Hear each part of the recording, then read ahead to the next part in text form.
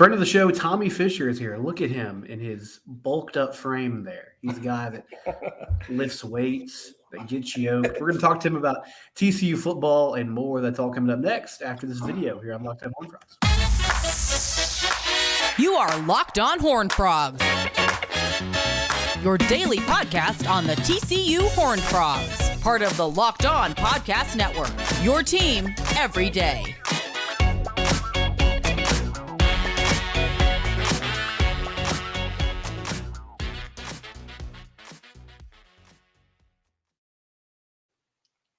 That's right, Locked On Horned Frogs. I'm Steven Simcox. If you've listened to the show regularly, you probably know this name, Tommy Fisher. If you're watching on YouTube, you see his Twitter handle below his name there, at TRF51. If you want some good TCU musings, maybe some conference realignment thoughts, you can get that from Tommy's Twitter handle. He has some good thoughts on those things.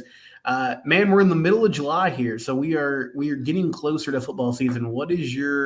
What's your excitement level at right now, Tommy? And we can talk about expectations in a minute, but are you itching to get back to football season? Because we're kind of in the deadest part of the sports calendar right now with just MLB baseball in the middle of the regular season. You know, I've actually gone back and watched like 3 of the games from last year. And I've actually on YouTube, I've went back and watched some of the 2014 film of us playing and, when we had that epic offense.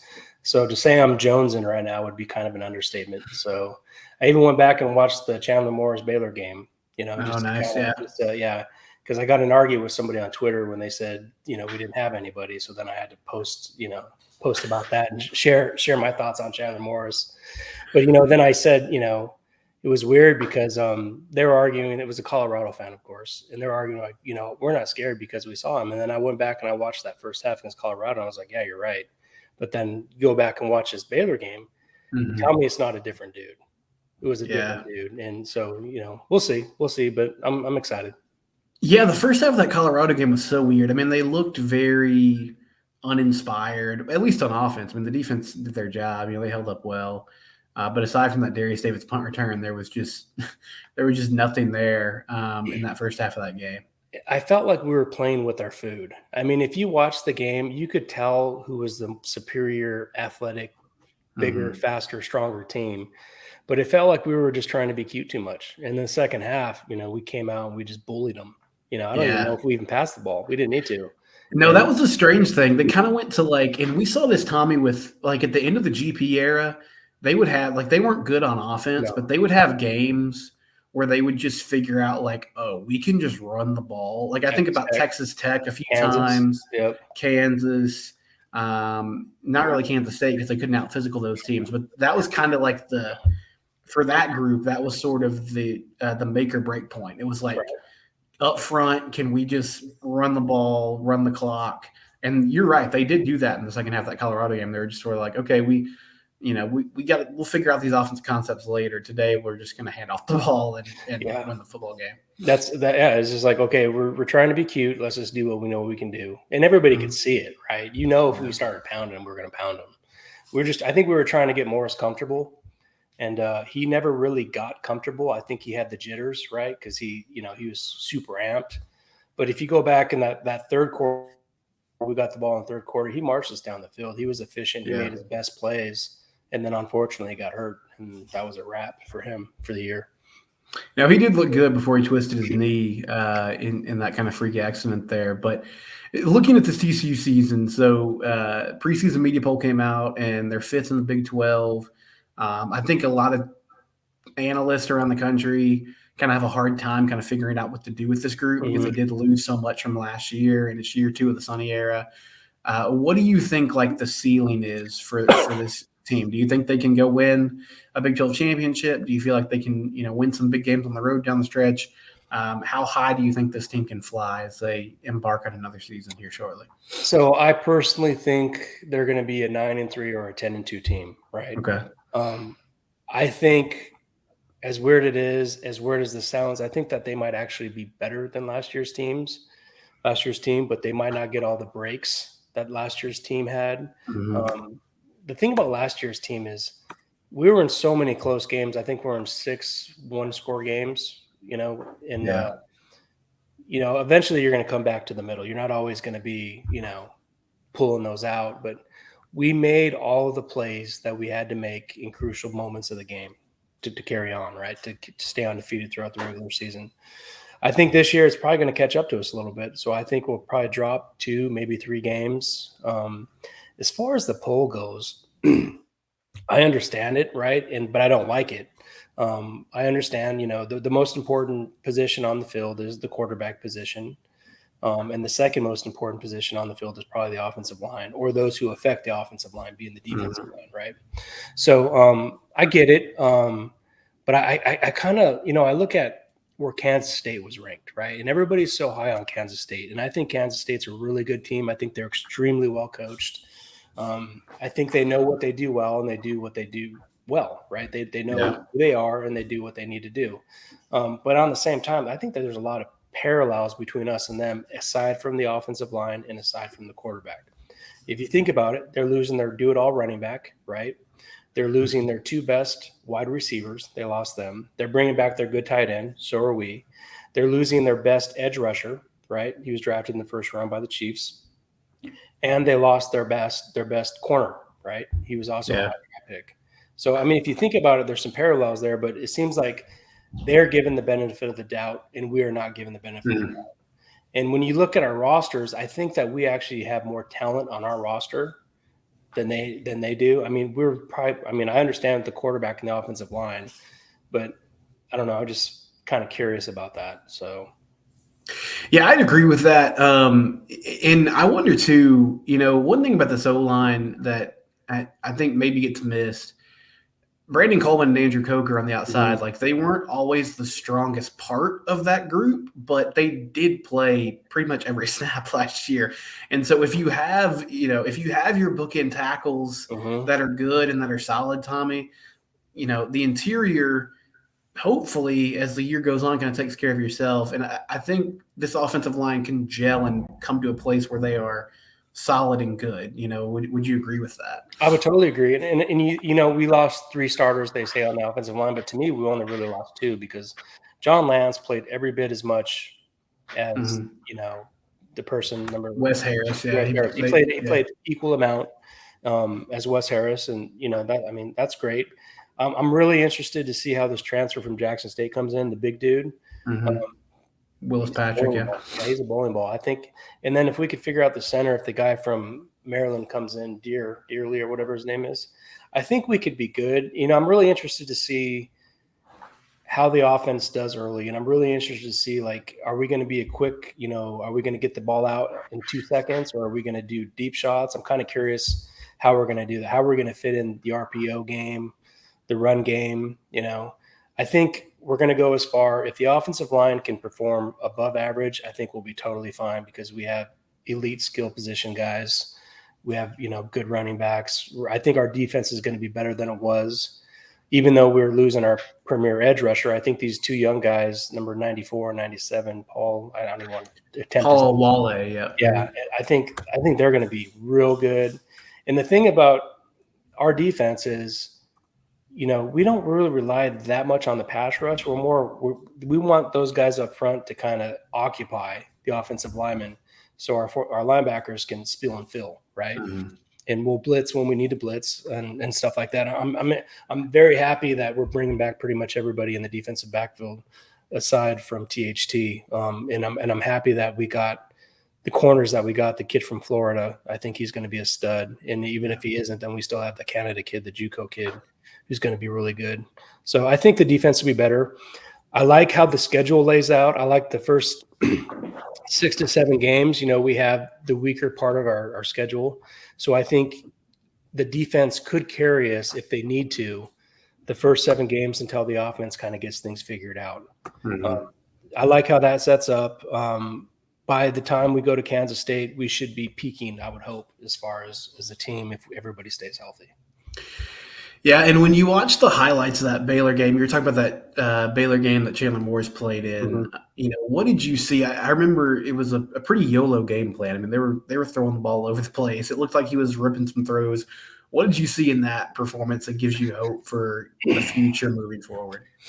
He was the accuracy, the precision passing, the escaping, right? So like he ran a couple of times, There was one play where he Patry from the Bears, like where he went around this way and he had him up here and he went underneath him and he leaked out around the backside and got a block, and he went for like 25 yards on a third and long play. The escapability, right? It's not really the power running game. It's just the quickness to kind of avoid pressure. And the big thing is for him is he's always has his eyes downfield, right? He's always looking downfield. And then he dropped some dimes. There were some passes that were just like straight on the money. He used his legs well. He made a lot of right decisions. He made a couple bad decisions. He got one picked off, or he had another one that should have been picked off. But you could tell the Bears, they couldn't figure him out. They blitzed him, and he hit QJ on a wide open in the end zone. I think his processor is very fast, and I think he makes right decisions. I think the accuracy is the biggest difference between him and Duggan. Duggan is obviously the guy that has all the intangibles, physical runner. Right? We all know that. Chandler's not going to be that guy, but I think we'll have probably a better passing game. I think.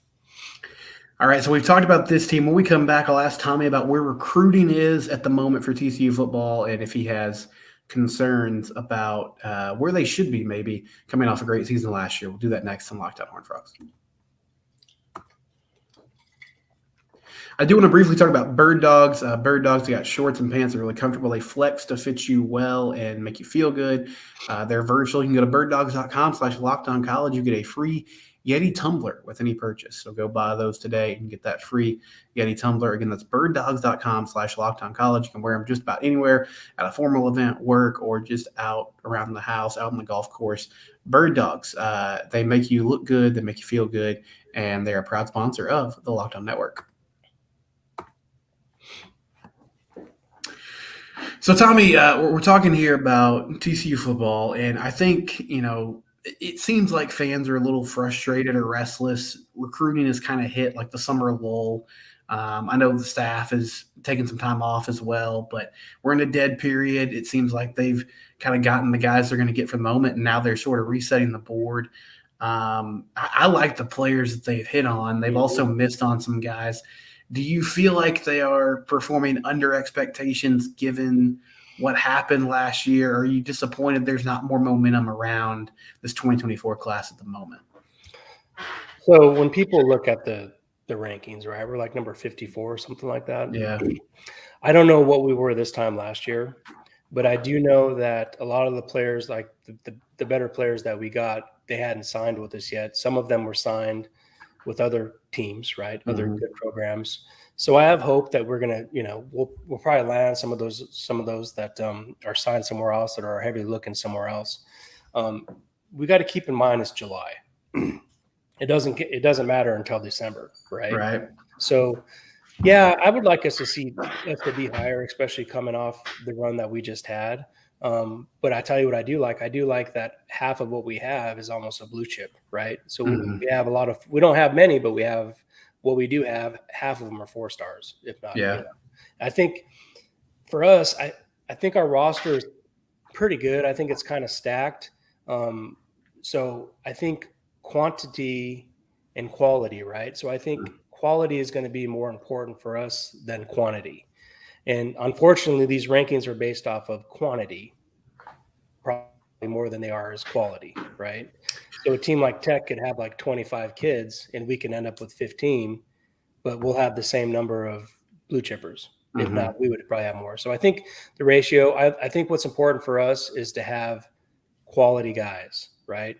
And in the era of the NIL and the era of the transfer portal, I think we're going to make, for us to build our program, we're never going to be like Alabama. We're never going to be like Georgia.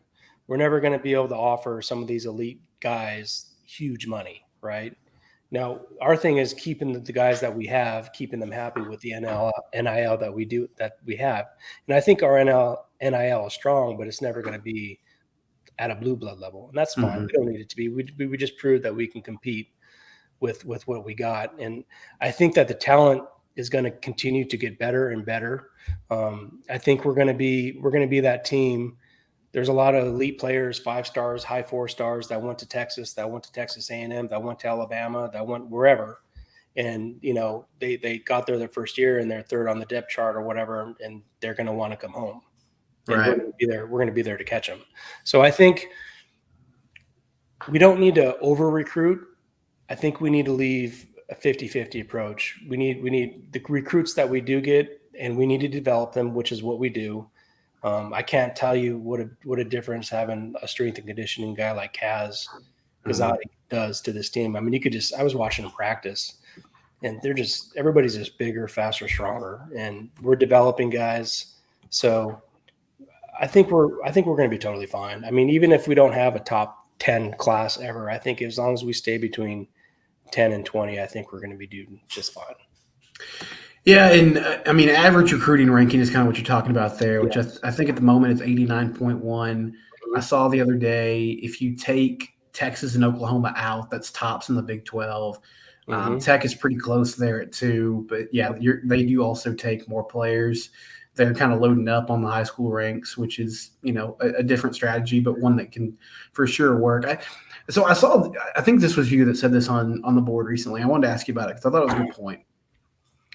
People were talking about the Georgia game and like recruiting and how far away is TCU from hanging with schools like that, right? And so, of course, the easy response to that is, well, you got beat 65-7, you're 58 points away. I mean, there's obviously a gap there, but when you looked at that game, did you feel like that was anywhere close to the best version of, TCU football in 2022 that they put forth that night? Not even close, right? I mean, there's nobody who can go out there and say that they played their best game. The moment was too big is kind of what I think happened. I think that they were just happy to be there. Yeah. Georgia's been there before. Georgia came in there. They knew what they were going to do. They're physically better than we are. No problem saying that. But I say if we played 10 times, we might win 2 of them, right? And the rest of them are going to be a lot closer than what they were. They're not 58 points better than we are. They opened up strong. We couldn't answer. Well, we kind of answered, but then we started turning the ball over. We couldn't block them. And then, it snowballed on us. So, to me, it's like, we need to learn from that, and we need to, we do need to get better. We are not at their level, right? And I'm going to be honest with you. Sure. There might be 2 or 3 teams that can hang with them, right? And as far as talent wise, and obviously we're not there. But I'll tell you what, if there's every once in a while we're going to get a team, like that 2014 team with the playmakers they had, the quarterback and everything. It's just like, I think a team like that, if we get one of those, I think we can hang with just about anybody. Yeah. But, I mean, if you really think about it this year, like, we didn't really blow people away, right? We just made plays when we needed to make plays. We were a good team. I think it was, if I'm going to be honest, I would say it's probably our 3rd best team that we've had since 2010, in my opinion.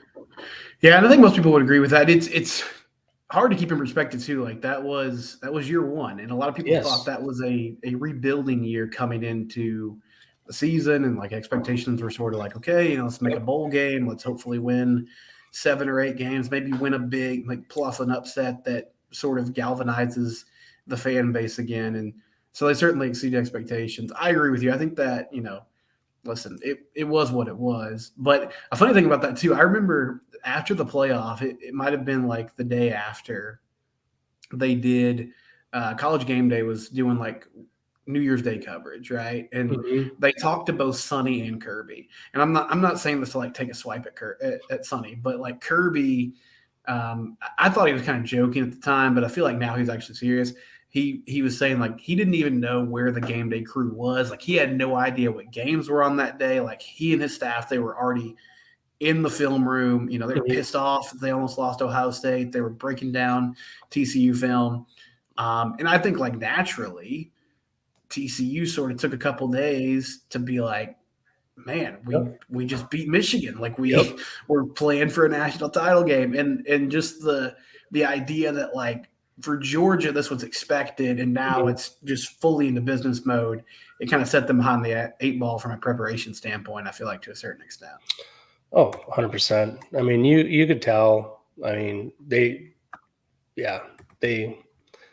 they were just happy to be there. Mm-hmm. I think. And they just, they got out there and they saw that there's a different level of athlete, right? And it snowballed on them. But I tell you what, we don't have to be able to beat a Georgia, I mean, it'd be nice. We need to worry about what we play, who we play. Right. We're not going to play Georgia until the very end if we ever get there. Yeah. And I think, to be honest with you, I think getting there when the playoffs go to 12 teams is probably going to be harder.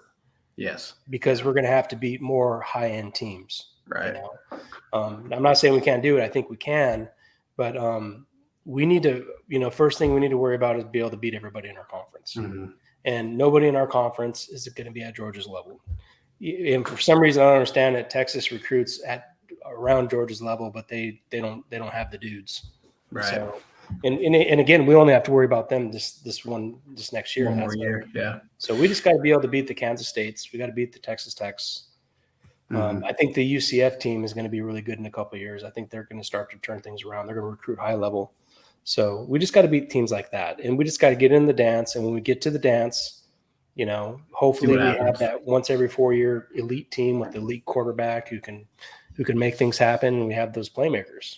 Right. No, I agree with that. So we'll wrap up with some baseball talk here in a moment. We're talking with Tommy Fisher on Locked On Horned Frogs.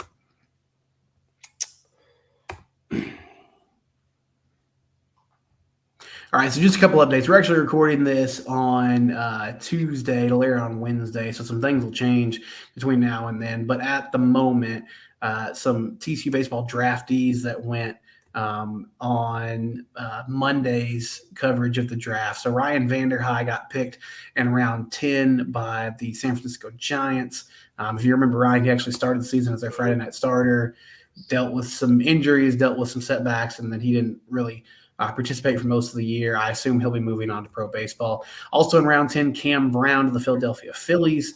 I would imagine the Cam Brown experience at TCU is over now. And, I've talked a lot about Cam. He's got high upside. He's got good stuff. He can't really locate pitches. And so the Phillies are going to take a flyer on him and see, we'll see if we can figure out how to kind of mold this power arm that he has. And then Cole Fontenelle goes in round 7 to the Los Angeles Angels. So congratulations to him. And I think he would also most likely be gone to pro ball. But I want to talk with Tommy Fisher here because we talked about baseball in the middle of the season. Things were rough, right? Now they turned this thing around completely.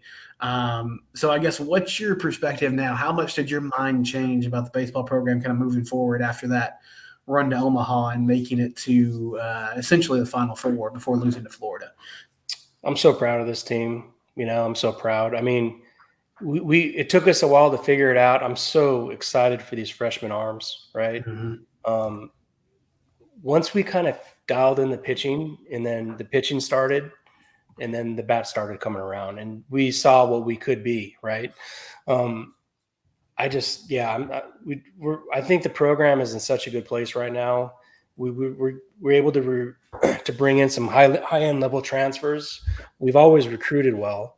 I think it's kind of weird, but I think when watching the College World Series whenever they would have the coach come and talk during the last game. Yeah. I think that he did such a good job and came across as such a likable person. And people saw the culture and they're like, oh, and so I think that's when people said, oh, I want to go play for him. I'd like to go play for him. Because if you think about it, once we got past that first round and we beat who was the Oklahoma team we beat? Oral Roberts. Oral Roberts, right? Yeah. Once we got past them, we're playing, Florida, LSU. Those guys, they have different talent. Yeah. To be 100% honest with you, right? Their pitchers throw 98, 100. They got guys, they're just launching it out of the park. They were just more talented than we were, but we played better than they did. Mm-hmm. The pitching was fantastic, right? And we were literally 5-10 feet away from tying that game up. Yeah. And then you never know what's going to happen. It could have been us. I mean, we'd had to win again, but sure. I just think that the program is such a good place. I think all the young talent, I think all the freshmen, the catcher, the shortstop, the pitchers, The guys we're bringing in, the transfers we're bringing in. Yeah, we're going to lose some guys, but I think we're just, I think we're almost like a destination transfer place right now. I think we're in a good spot. Yeah, I feel that too. And you're right. Kirk did really show his personality in those moments, and it was nice to see on a national stage. Okay, before we go, kind of random off the beaten path thing here. I'll ask you about these specific schools. What do you think is going to happen in realignment, Tommy? Because we've been talking about this for a year with the Pac-12 teams. I'll just ask you specifically about Colorado and Arizona. Mm-hmm. Do you feel like they will make the move to the Big 12 at some point in this calendar year? Not fully make the move, but at least announce that they're going to be headed to the Big 12 here shortly. So I think we're going to know by the end of the month. I think they're waiting to see what the Pac-12 deal or Pac-10 deal is. Mm-hmm. I keep hearing different things. I hear that I heard today it's going to be 100% streaming, but it's going to be more money. And I don't know. I don't see. I think the major difference between us and them in the Big 12 and the Pac, all their presidents seem to have the power, right? And in the Big 12, we hired a good commissioner, and he kind of makes the decisions, right? Or he's the one who speaks for us, right? If you follow this whole saga with the Pac-12, it's like their commissioner doesn't even talk anymore. He hasn't talked in 3 months, mm-hmm. right?